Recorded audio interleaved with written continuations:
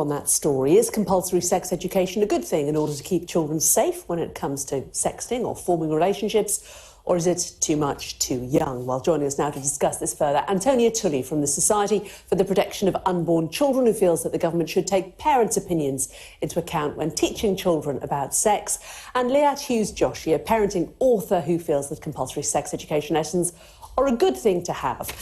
Antonia, to you first of all, it's 20 years since these regulations have been updated, isn't it? A lot has changed in that time, including social media and children having access to a lot of different devices.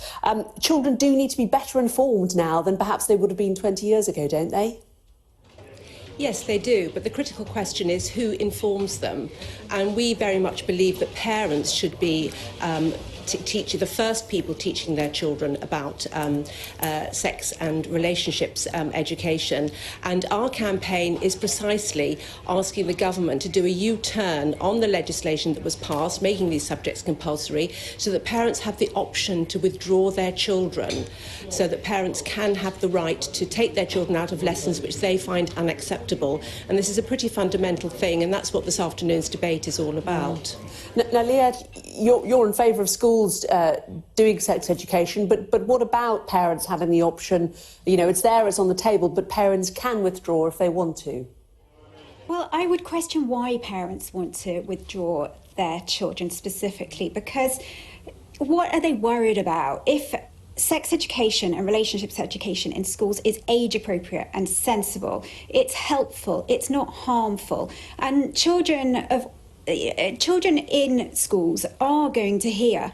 They're going to hear about sex from their peers. They are going to hear about sex from the internet, whether we like it or not. The world has changed. And yes, parents have a massive role to play in this subject. They really, really do. But some parents either find it difficult or, frankly, they are out of touch with society now and how things have changed. And if there is one child or a handful of children who hear that FGM is not acceptable from these new lessons, or hear more appropriate views on LGBT from their schools that make them more integrated in society, then to me that's only a good thing. It's just that it's got to be age appropriate information. OK, Antonia, if it is age appropriate, what are your concerns? I mean, in terms of reproduction, biology, it is physically what happens to the body. Surely biology lessons, which is, you know, where I did my sex education when I was at school, isn't that the appropriate forum when it's simply something factual, biological about the human body? Well, I think what parents worry about is that it is much more than biological facts. And I don't see why there's a problem with allowing parents to have a look at the content of these new lessons and for them to decide whether it's appropriate. And let me say that there are lots of reasons why a parent might decide they want to withdraw their child. For example, I had a call recently from a parent who has a special needs child. Now, this is a young child at primary school who's having a lot of difficulty making sense of the world as it is, and was finding it even more confusing and distressing, in fact, with lessons on sexual content and also about same-sex relationships. And that parent really felt, now I need to deal with this at home, and was very worried that actually after September 2020 she won't have that opportunity. Liat, I mean, that is obviously an unusual case, but do you think that those cases should be you know, allowed to take their children out? I think there are a very, very small number of cases like that, but there are a slightly larger number of cases where the very parents who want to take their children out of these sorts of lessons are the ones whose children need them the most, the ones who will be giving their children outdated and frankly backward ideas about sexuality and about certain practices. And I just don't want that to be happening to children in our society now. Equally, I am a mother to a teenager, and I really would not want my son at school to be seeing completely graphic or inappropriate material. And I think, you know, we do have to, as I say, draw a line, keep it sensible. But I don't think that parents should be allowed to take their children out of these sorts of lessons, because they are the very ones whose children need them. Antonia, outdated, backward? Well, I think that's a dreadful view of parents. I think most modern parents are perfectly capable of talking to their children about these issues. They want to, and it's just this constant undermining of parents. And all we're asking for is to let parents withdraw their children and not have this draconian state invasion into family life, saying your children must have these lessons. Parents must have the right to be able to pass on their own views and values about human sexuality, marriage, the family. So let parents withdraw their children, please. That's what we're asking the government. So Liat, Antonia's talking about views, values. You talked about outdated ideas. I mean, this is about how people regard sexuality, isn't it? And it's about sexuality's place in society. These are different. These are things that people do have different views upon and about. It isn't necessarily just teaching biology. There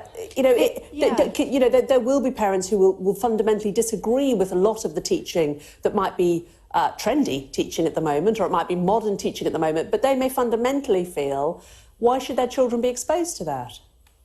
I accept that in some situations, some teachers, frankly, are taking things too far with the subject matter. And one of the things that I would say about the guidelines that have come out today is that I would actually like to see them be more prescriptive, not leaving it down to individual teachers to decide. But I just want to go back to Antonia's point, suggesting that I think parents as a whole are not capable of having these discussions. I'm not saying that the majority of parents aren't capable of having these discussions. And actually, parents play a really, really important role in sex and relationships education, undoubtedly.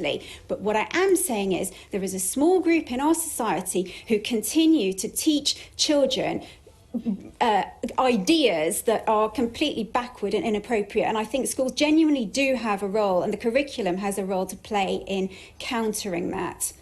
Antonia, your response? Sorry, I know you did lose your earpiece during that. But thank you for battling onwards. Well, who's deciding who these parents are who are backward? And, you know, we've got this measure that's going to affect every single school in the country. And we feel that parents, the vast majority of whom are sensible, caring parents, and we just want parents to be able to have a say in this new subject. And if they don't like what schools are teaching, then let them withdraw their children. We want schools to consult parents, we want schools to engage with parents and vice versa. And so why do we have to have it as a compulsory subject? We want parents to be able to decide what is going to suit their children best. And although I gave the example of a special needs child, actually every child is special, and every child develops emotionally and socially at a different rate, and this one-size-fits-all is just not appropriate. So please let parents decide when and where their children learn about these important, intimate, sensitive issues. Liat, you're using the word backward quite a lot. And it does strike me that a lot of the people who would wish their children perhaps not to take part in these classes are people that might have religious beliefs. Now, you know, their religious beliefs are different to yours, different to other people's, but that's, you know, you can't consign their religious beliefs to being backward just because, you know, their religious beliefs might be the same as they have been for 50 years, but modern society has moved on, for example, transgender rights. Well, I'm thinking particularly of views which are counter to the laws of this country now. So obviously we don't have laws about what people think, but we do have laws about discriminating against people because of their sexuality, for example. And we do have abortion in this country. So it's those sorts of views which go against what's now seen as appropriate in broad society. And yes, you know, there are some small sections of some religious groups who don't hold that. Look, I think that if you have a really strong religious belief that says, for example, that being homosexual is wrong, then that should be challenged in our schools nowadays. OK, I'm afraid we are out of time. We would like to talk about this for a great deal longer. But Liat Hughes Joshi and Antonia Tully, thank you both very much indeed.